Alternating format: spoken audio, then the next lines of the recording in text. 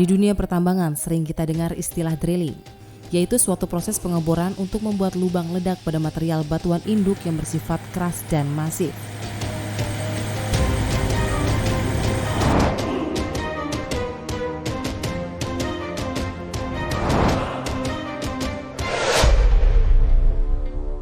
Seperti halnya yang dilakukan pada area penambangan batu bara. Dalam melakukan proses drilling di area penambangan, ada beberapa faktor penunjang yang harus dipatuhi dan dilaksanakan agar tercipta kondisi kerja yang aman dan baik sesuai dengan standar SOP. Adapun faktor penunjang yang berkaitan dengan prosedur drilling tersebut, yaitu proses preparasi lokasi drilling, prosedur traveling drilling, prosedur pencegahan rod bengkok, dan prosedur pengoboran di area free face.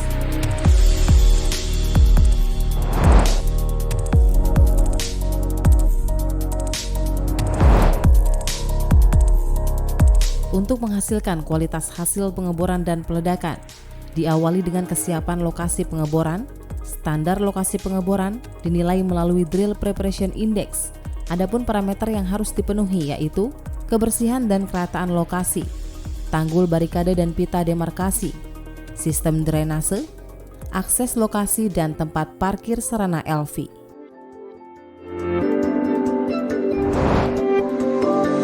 Prosedur travel drilling.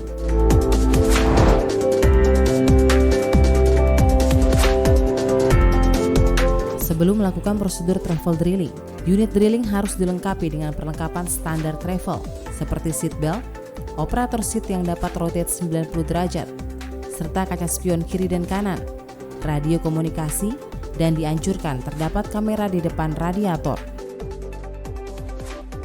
Operator duduk pada operator seat, memakai seat belt, dan melakukan rotation 90 derajat berlawanan jarum jam sehingga posisi badan menghadap sisi mas atau table deck. Pandangan ke arah kabin dan spion kanan kiri. Posisi tangan kanan memegang handle control valve travel motor. Penambahan lampu penerangan akan sangat membantu visibility operator saat melakukan travel di malam hari. Unit drilling wajib bergerak ke arah kabin. Dilarang bergerak ke arah radiator saat travel.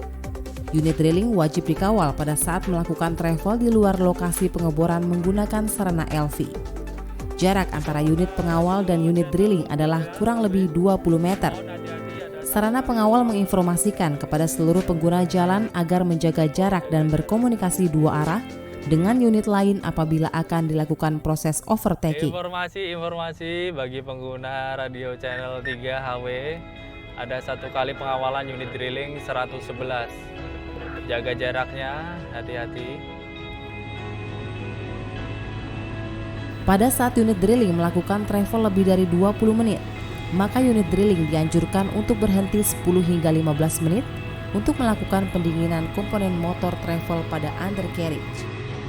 Apabila unit drilling melakukan travel menggunakan lowboy, pastikan proses menaiki lowboy dipandu oleh pengawas.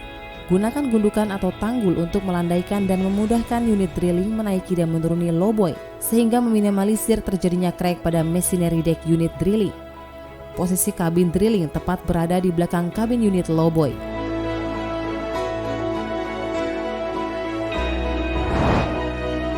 Prosedur pencegahan rod bengkok. Dalam melakukan prosedur drilling, yang harus dipastikan sebelum melakukan drilling dengan mengecek kondisi unit dipastikan dalam kondisi standar dan aman, serta kondisi bit dalam keadaan baik dan kondisi area kerja aman. Pada proses awal melakukan pengeboran, operator unit drill wajib melaksanakan proses collaring atau pembentukan lubang baru sampai kedalaman 1 meter dengan pemakaian pull down dan rotation disesuaikan dengan kondisi material. Dilarang merubah posisi jack saat rod masih di dalam lubang, karena menaikkan dan menurunkan jack pada saat proses pengeboran akan mengakibatkan bengkok atau bending pada rod, serta harus dipastikan rod sepenuhnya tercabut dari dalam lubang sebelum menaikkan jack dan travel antar lubang. Prosedur pengoboran di area free face. Pengeboran di area free face merupakan salah satu pengeboran di area kritikal. Terdapat potensi unit tergelincir dan terguling pada saat unit drilling melakukan pengeboran di area free face. Pastikan posisi unit drilling tegak lurus atau membentuk sudut 90 derajat dengan bidang bebas atau free face. Jarak titik terdekat dengan free face adalah setengah kali burden dan maksimum titik tambahan atau extra hole terdekat dengan free face adalah 2 meter.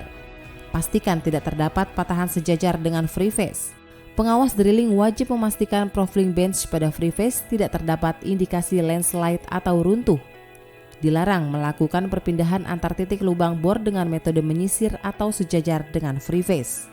Ambil haluan secara zigzag untuk melakukan perpindahan lubang bor dan memudahkan unit drilling membentuk posisi 90 derajat dengan free face.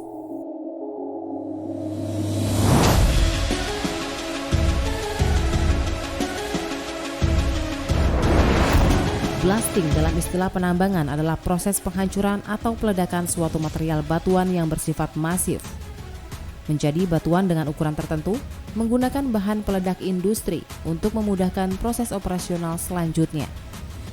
Blasting merupakan salah satu aktivitas high risk dan syarat akan peraturan hukum.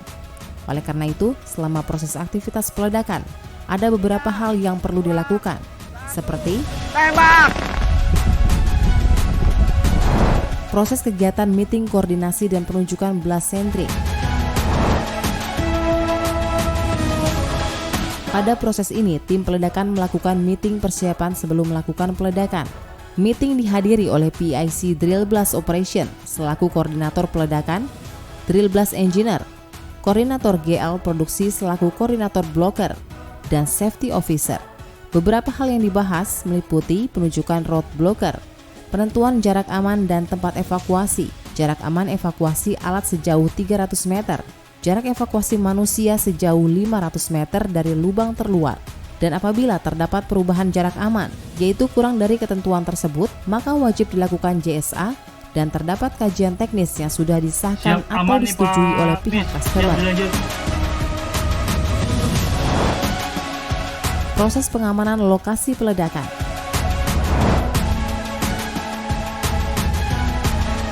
Standar kelengkapan pengamanan lokasi peledakan tercantum di dalam standar parameter drilling dan blasting pad yang meliputi rambu informasi lokasi peledakan yang terpasang di tengah pintu masuk lokasi, tanggul setinggi 0,5 meter, dan barikade safety line setinggi 0,5 meter di sekeliling lokasi. Apabila lokasi bersinggungan dengan jalan hauling, maka tinggi tanggul menjadi 3/4 tinggi tayar unit hauler yang melintas. Buku absensi dan kantong visitor card. Tempat parkir unit LV. Apabila lokasi tersebut merupakan lokasi slip blast, maka terdapat tambahan alat pengamanan yaitu tower lamp dengan standar pencahayaan 20 lux. Tim penjaga lokasi selama proses slip blast yang terdiri dari 1 orang blaster, 1 pengawas peledakan yang mempunyai KIM, dan 1 orang security. Proses mobilisasi bahan peledak. Bahan peledak dibawa dari gudang handak menuju lokasi peledakan menggunakan unit yang sudah ditentukan. Mobilisasi bahan peledak wajib dilakukan pengawalan atau escort saat keluar dari gudang maupun kembali ke gudang bahan peledak. Petugas pengawalan wajib memberikan informasi kepada seluruh pengguna jalan lainnya bahwa terdapat aktivitas pengawalan bahan peledak. Perhatian pengguna channel Adaro 4 area OSEP KM71. Mohon dikurang-kurangi kecepatan, yang muatan atau yang kosongan. Ada 2 kali pengawalan bahan peledak. Unit pengawal bahan peledak dilengkapi dengan sirine dan sirine dinyalakan selama proses pengawalan bahan peledak hingga sesampainya di lokasi peledakan. Proses charging, steaming, dan tie-up. Pada saat penempatan dan penandaan aksesoris bahan peledak, di lokasi peledakan antara dinamit atau booster dan detonator wajib dipisah dengan jarak minimal 1 meter dan harus jelas terlihat oleh operator MMU dengan ditandai dengan tongkat setinggi 1,5 meter yang memiliki bendera merah bertuliskan eksplosif. Setelah dilakukan charging, lubang ledak disumbat menggunakan material penyumbat yang telah disediakan dan dilakukan pemadatan agar energi ledak dapat terdistribusi secara lateral dan tidak terjadi steaming ejection. yang berpotensi mengurangi kualitas hasil peledakan serta meminimalisir flying rock. Tie-up atau proses perangkaian seluruh detonator yang tertanam di dalam lubang ledak dilakukan sesuai dengan pola rangkaian yang sudah ditentukan pada blasting design. Wajib dilakukan final check rangkaian untuk mencegah terjadinya misfire atau lubang gagal ledak sebelum proses penyambungan inisiasi awal. Proses charging dekat front loading. Apabila pada saat proses charging terdapat aktivitas penggalian atau pengangkutan, maka jarak lubang terluar yang sudah diisi bahan peledak harus minimal 5 kali burden dari aktivitas tersebut. Apabila kurang dari 5 kali burden dari lubang ledak, maka perlu dibuatkan JSA dan terdapat kajian teknis untuk kegiatan tersebut. Sedangkan untuk kasus slip load atau slip blast, sebelum melakukan pengisian bahan peledak, harus dipastikan bahwa tidak ada aktivitas loading dan hauling di radius 40 meter dari lokasi tersebut sampai dinyatakan aman dari peledakan.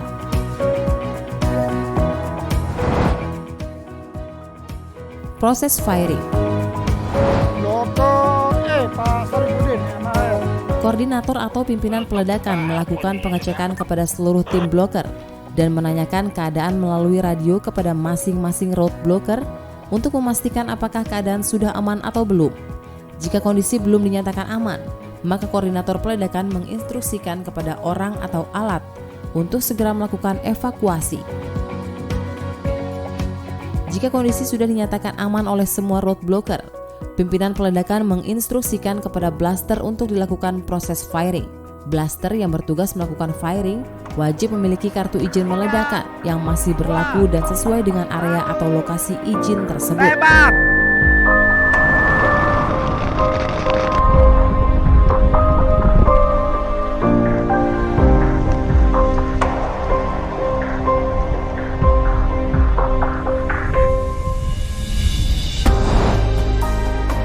Pemeriksaan pasca blasting.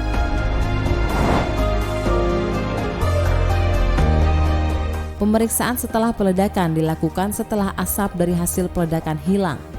Pemeriksaan ini biasanya dilakukan oleh 2 orang dengan tujuan untuk mengetahui apakah dijumpai peledakan yang gagal atau misfire. Jika semua telah meledak dengan baik dan kawasan peledakan aman, maka akan dilaporkan kepada koordinator peledakan. Lalu koordinator akan memberi aba-aba lagi bahwa peledakan telah berakhir dan operasi penambangan dapat dilanjutkan kembali.